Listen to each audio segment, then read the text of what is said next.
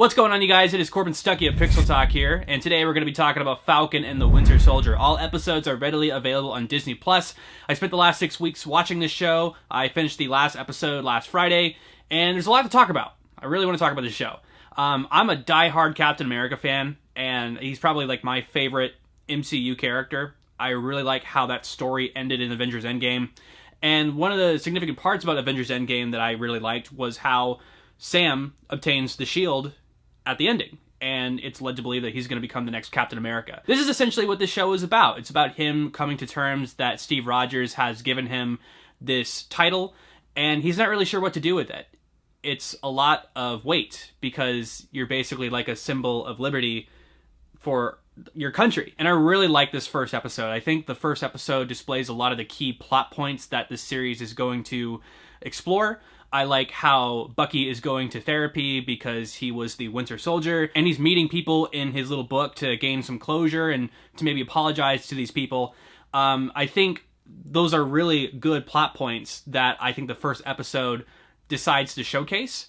Whether or not the show actually really gets into that overall 100%, we're going to definitely get into. The quality of the first episode, and even the episodes that follow afterwards, the budget is significantly higher than your typical TV show. I really like how a lot of production companies are starting to put their notice into television, especially with the pandemic going on. We can't go to the movie theaters more often as we'd like, so home entertainment is definitely at its highest, and I really like how the show is very high budgeted.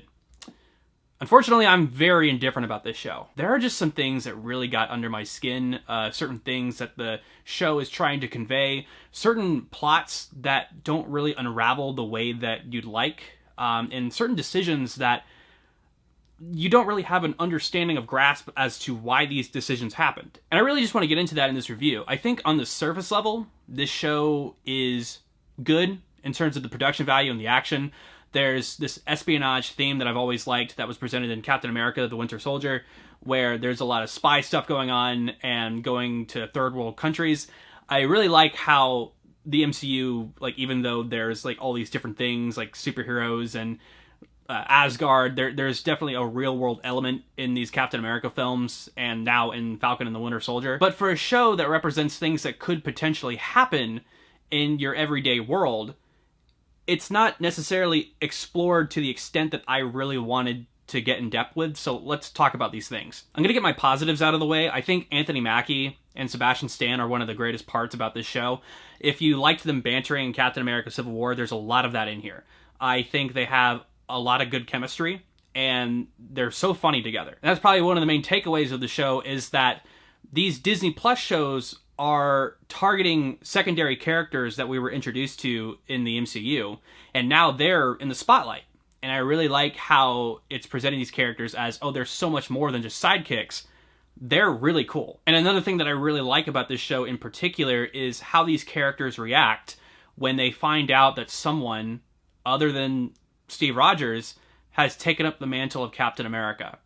Now, this is something that I definitely want to talk about. This is probably one of the key things about this show that has been talked about, and let's get into it. Wyatt Russell as John Walker, the new Captain America.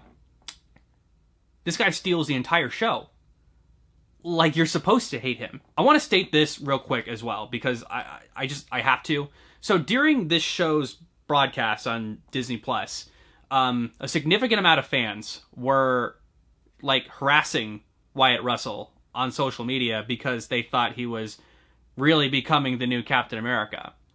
But I knew where this was going all along. I knew that eventually he was going to become the US agent, because that's what happened in the comics.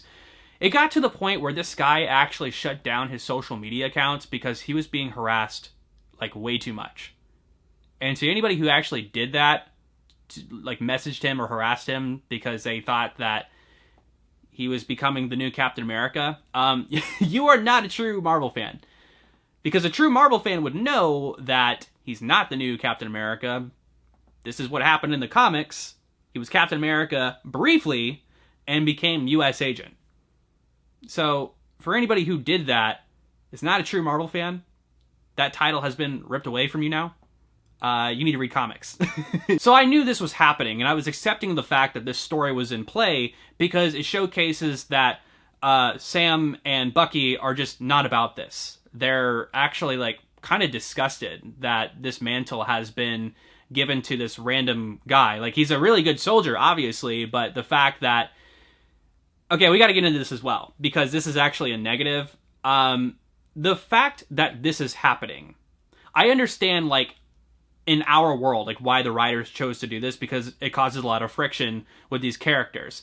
It makes them wonder, like, should we take the shield from him? Like, what are we going to do? This is totally not okay. But let's talk about, like, within this universe, for example. So, Sam, because he's insecure about being Captain America, decides to give the shield to a museum to honor Steve. Now, whether or not that was the right thing to do, in his head, that was the right thing to do. And the senator basically tells Sam, like, hey, yeah, this is what we're doing. Like, we are putting this shield in a museum. So basically, they lied to him and gave the shield to this soldier. And it's never really talked about ever again. It's actually incredibly disrespectful and in poor taste, not only to Steve Rogers, but to Sam, because they were showcasing to him that they were putting it in a museum. And if you think about it within this universe, like, this is supposed to be happening, like, what, like 5 or 8 months after Endgame? So, Captain America, in their eyes, dies, like, during the battle with Thanos, but we actually know what happened. He just got old. But everybody thinks that he died at that battle. So you think the best way to honor his passing and his legacy is to give the shield and costume to a random soldier as if it was like a rank or just a publicity stunt? Like, these are themes that are so great with this show, but they're never really fully explored. Like, who chose to do this? Who made this decision to make a second Captain America? I know it was the writers in in real life. I know it was the writers that decided to, like, implement this, like, story. But within the universe, you have to look at it as, like, who's in charge? Like, who decided to, like, this is incredibly in poor taste. And it's never really explored. And that's one of the things that I don't necessarily like about this storyline, is that it's never really acknowledged that this is in poor taste. But in terms of, like, what we see after the fact where he becomes Captain America, I like the friction that it has between Falcon and Bucky, where Bucky's like, you know, you really shouldn't have given that shield away. Steve gave you that shield. And I like how insecure it makes Bucky, because it kind of wonders about himself and if Steve was wrong about him, because, you know, these are pretty, like, key points. I like how the show explores, but I really wish it would have, like, explored that part a little bit, where it's like, who in God's name decided to be disrespectful towards the Captain America mantle and give it to this soldier? It's just, it seems so wrong. It's 8 months after his passing, and it's never really explored at all. Let's talk about Zemo real quick. I know everybody liked that Zemo dance. It's great. Zemo's, ironically, one of the most entertaining portions of the show. I don't know, I didn't really care for episodes 3 and 4. They weren't my favorite. They were definitely still entertaining. It's just, I didn't buy into the fact that they went to go work with Zemo to get some information in these third world countries and stuff like that. I don't know. I didn't buy it. It was entertaining. It seemed like they only really wanted him there to just wear that mask that one time so they could sell Funko Pops. He only wears it for like a minute, and then that's it. But I like how it explores his character a little bit further. He hates superheroes, specifically super soldiers, and I like that dynamic where it's like they're talking about, like, if you had the super soldier serum, would you take it? And Sam's like, no. And Zemo is, like, really impressed that, like, he quickly just, like, said no on the spot. So I like little themes like that. But when you see, like, Wakanda going to confront Bucky in terms of, like, hey, why did you do this? Like, this is so disrespectful after everything that we've given you. We gave you a new arm, and we cured you of, like, becoming the Winter Soldier. And you kind of think about it, and it's like, yeah, it really is kind of, like, again, in poor taste. It's like, why would these characters, like, really make these decisions? I think it would have made a lot more sense if the guys were to have confronted Sharon Carter about finding information, because number one, it would have given her much more screen time.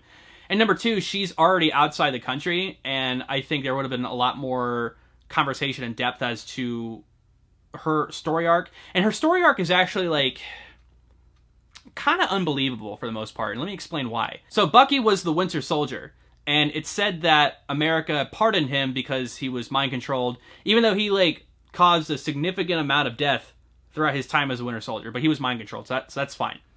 But Sharon Carter is exiled out of the United States, all because she stole Captain America's shield to give it back to him in Captain America Civil War.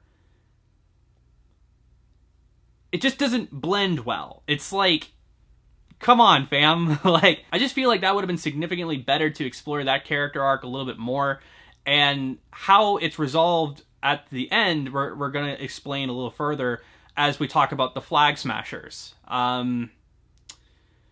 This is probably, besides John Walker and how he becomes Captain America, the Flag Smashers are probably the most controversial part about this show that I don't necessarily like. There's a lot of themes that the Flag Smasher storyline decides to explore within this show. Basically, they're a movement that wants to get the world back to where it was during the blip. And that's such an interesting storyline. There are so many things that you can explore throughout that, because there's only so much that we know that happened between the blip, and hopefully maybe we'll get like Marvel shows or Marvel movies that showcase maybe Hawkeye as Ronin. I think that'd be really cool. But I have to admit, like, I don't know if it was because I was at home and maybe I was just not paying attention all that well, but their storyline is incredibly vague.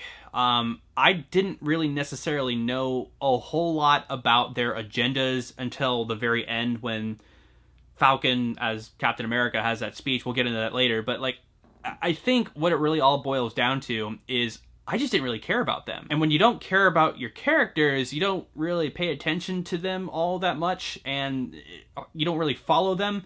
Carly specifically, you can see that there's a lot of scenes that are happening with Carly and the Flag Smashers, but because you don't really know about these characters and what they're going through, it's hard to really approve of what they're doing in the show. The only thing that really is mentioned is that Carly loses her mother and there's a funeral in their city, but that's really about it. There's nothing really else that showcases what these characters are going through. I think the show should have maybe had some flashbacks that showed all the things that they were dealing with, but yeah, I didn't really care about the Flag Smashers all that well. I think that's another reason why I just didn't really care about episodes 3 and 4, is that I just wish that there was a little bit more depth to those characters, and why the best villains are the villains that you understand and what their agendas are. But if you don't really understand their history or background, and you just kind of see them doing all this terrible stuff on the screen, it's like, okay, they're bad guys. Yay, bad guys. But one of the things I loved about episode 4 was just that ending with John Walker and how he kills that one Flag Smasher, and everybody is there recording him doing this, and that has a lot to say. Like, that stands out, especially with all the stuff that happened last year and what's going on this year. That it's probably one of the darkest moments in the MCU. I don't know if it's the darkest moment per se, but it's definitely like one of them. And I think it has a lot to say in terms of the political environment of what's going on, and maybe even police brutality being recorded. So I loved how the ending of episode 4 explored that. And then episode 5 happens, and Falcon's like, okay, we got to get this shield back. And they take it from him. Really good action sequences. And I love the fact of how Falcon's looking at this shield covered in this blood, and he's just having a mental breakdown and tries to wipe the blood away. And he's like, I did this. So this is when the show, after 3 and 4, when episode 5 comes, when the show just instantly builds back up, and I'm suddenly back on board. I also like seeing Sam interact with his sister and his nephews, and the simple life of him outside of the Avengers, and how they're trying to just keep this boat running. They don't want to sell this boat, so they're just trying to repair it. I love the scene where Bucky comes to the boat and helps him rebuild it. It's simple stuff like that that really makes you care for these characters.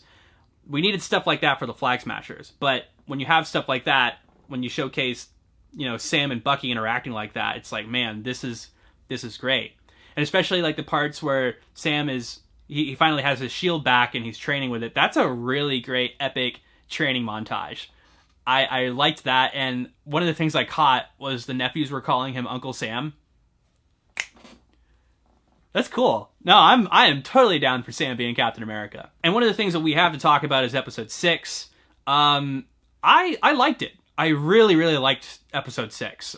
There's a couple things that I had a problem with, but I don't usually talk about reviews from like other channels or websites, but IGN gave the last episode a 5 out of 10. I don't usually talk about like other reviews or anything like that, but I think that's like super harsh. Like, I mean, there's stuff about it that I don't necessarily like the pacing and one minor thing, but I wouldn't have given it a 5. I would probably have given it like a 7.5 or something like that. I love the fact that Sam accepts that he's going to be Captain America, and it showcases that comic accurate suit. Oh my god, it's so good. And then the guy's like, I'm sorry, who are you? I'm Captain America. That's great. I got goosebumps from that. Let's talk about Sharon Carter again, because there's a revelation in this episode that I just found very odd. Sharon Carter is revealed to be the power broker, and she has been the one supplying these refugees the super soldier serum to where they're able to do these tasks and have this movement. It's just like, I don't necessarily like how this is how Sharon Carter is played out. Okay, basically, like, when I was growing up, I read the Ed Brubaker Captain America comics, the ones specifically where Bucky becomes Captain America, and it's pretty obvious that they're not following that storyline, but I know a lot of people out there that like Sharon Carter. That fight sequence alone in this show is really great. So it's obvious that the creators are well aware of the fact that this is a significant character, but I understand that like some people cringed when she kissed Captain America and Captain America Civil War. Anyways, like, they seem to be like going this different route with Sharon Carter, and it's kind of a shame, because I do like that character within the comics, and it's obvious that like it's showcasing that she did not necessarily like how her country treated her and exiled her, and she's doing all this stuff in the background. But it could be possible that she's a Skrull. I don't know. Maybe.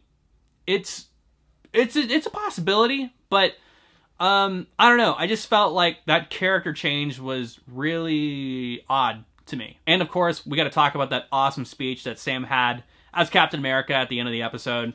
I loved it. I really did. I think it showcases why Steve Rogers chose Sam to be Captain America, because he's just a good man. He's a man with moral principle, and I really appreciated that. And I like how the show also dives into the fact that he is just a guy. He's not a super soldier. He's just a man trying to do the right thing. He's not John Walker, who decides to take a super soldier serum because he thinks it's going to make him better. Sam Wilson is a good person. And that speech is great. That speech, I think, talks about a lot of things that are going on in our country right now. And the writers had balls to like really kind of dive into that. There's one little thing about that speech that I did not necessarily like. I even had to call a friend of mine and ask him, like, hey, what'd you think about that speech? We talked, and I was like, man, I agree with you. There is a portion of this speech where Sam is talking about the Flag Smashers, and he's like, we got to stop calling them terrorists. But the thing is like, they are terrorists. They are doing things outside of the country where they're blowing cars up, they're blowing vehicles up, and it's killing people. I understand the motive behind them with that speech. It showcases that, like, they're being moved, like, to different locations, and that is a real world problem, and I understand that. But it doesn't matter, like, what you're doing, like, if it's, like, a good cause. If you're killing people in the process for a political agenda, no matter if it's good or not, you are still a terrorist. And that part really stuck with me. I didn't necessarily like that. But everything else, besides that one line, the speech is great. And I love how the Marvel Universe is acknowledging things about our world that need to be said, and I really like that. It's just that one part that I was like, nope, they're terrorists. But overall, I think the show is fine. There's just a lot of indifferent things about it, and even its existence alone that I'm just not entirely too sure about. Let me talk about this real quick. So, in Avengers Endgame, like, Sam is given this shield, and it's led to believe that he is going to be Captain America. And all of a sudden, he gives this shield away to, like, this museum, and then we have, like, this new Captain America, John Walker. It seems like this show, a little bit of it is to define more of a reason why Sam needs to become Captain America. I think I would have been just fine with him just having, like, a fourth movie, like, a fourth Captain America movie, I mean, and Sam being Captain America. I think I would have been fine with just that. But it seems that this show is for people who weren't necessarily accepting of the fact that Sam was becoming Captain America, like, for whatever reason. It could have been a very stupid reason, you know what I'm talking about. Or it could have been just because people wanted Bucky to be Captain America. And it seems like this show is kind of presenting the fact, like, oh, well, what if we gave the shield to this random dude? Yeah, you'd probably want Sam to be Captain America then and there. I don't know. It just, I look at these shows sometimes and I try to figure out, like, what is the purpose of these shows besides entertainment? There's a lot of other things that are presented in this show, like the Isaiah character. I really like how the show touches on racism and how there was this other super soldier that was African American and the US didn't want that. I love how the show presents that. And that kid, his grandson, is a young Avenger in the comics. So, Patriot. I like how they're really showcasing that the Young Avengers could be a thing. But yeah, this show, for the most part, I think explored a lot of things that Marvel shows or movies haven't really explored just yet. But overall, I am still very indifferent about certain things. I feel like there's a lot of plots that are going in the same direction, but they don't intertwine well. But for the most part, I liked that last episode. I'm so accepting the fact that Sam is now Captain America. He's totally earned it, and I can't wait to see him in future films. It's just certain things, like certain plot elements that I don't necessarily agree with. So yeah, guys, that was my review of Falcon and the Winter Soldier. Comment down below what you guys thought of this show. Like this video, share it, and please subscribe to PixelTalk if you haven't yet for more movie reviews, TV show reviews, game reviews. Oh, speaking of game reviews, hold on one second. I finally got a PlayStation 5. It took a while, but my birthday happened recently, and I was able to have some extra money to buy it. Not proud of how I bought it, but let's just say that with the times that we're in right now, this was the only way. I wanted a PlayStation 5, but I'm very not happy with Sony right now as to how they're handling this situation, but I'm loving my system. The controller is great. I've had a lot of fun playing with this controller specifically. The triggers are just so innovative. So yeah, if you guys want me to review some games, I've been playing Returnal a lot. This is really good. I have not played Spider-Man Miles Morales, but I'm definitely going to be reviewing this in the future because I loved the first Spider-Man game on PS4. But yeah, let me know if you guys want me to review some games. But as I was saying, like this video, share it, and please subscribe to PixelTalk if you haven't yet for more movie reviews, TV show reviews, gaming content, and so on. Thank you guys so much. I am Corbin Stuckey, and this is Pixel Talk.